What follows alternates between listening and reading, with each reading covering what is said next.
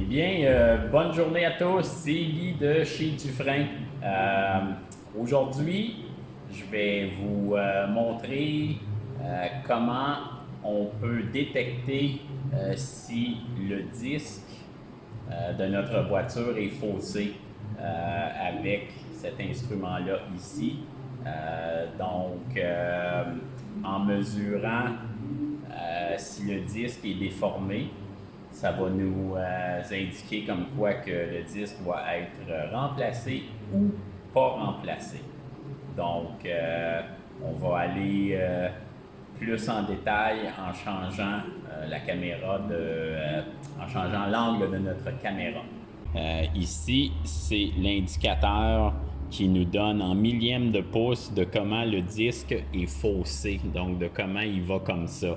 La norme de 2 à 3 millièmes maximum entre le point haut et le point bas. Sinon, on va ressentir des pulsations dans notre pied quand on pèse sur les freins en partant de grande vitesse à basse vitesse. Donc, plus la déviation ici va être grande, plus grandes les pulsations vont être à basse vitesse. OK, nous tournons le disque. On va ajuster notre cadran ici. Donc, on a le droit jusqu'à environ 3 lignes d'un côté, mais pas d'un côté ou de l'autre. Donc, 3 lignes maximum d'un côté ou l'autre. Donc, je tourne doucement. On voit qu'on a passé d'à peu près une ligne.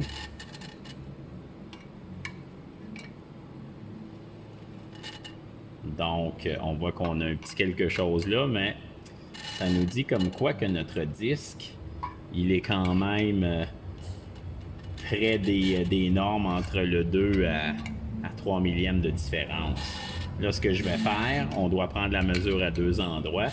Je vais nous changer le point de repère vers ici. Donc, nous voici maintenant plus vers l'extérieur du disque. Puis, on va refaire le même truc. Donc, on a on est pas mal ici là, sur la ligne noire qui est là. Donc, doucement, je vais tourner mon disque.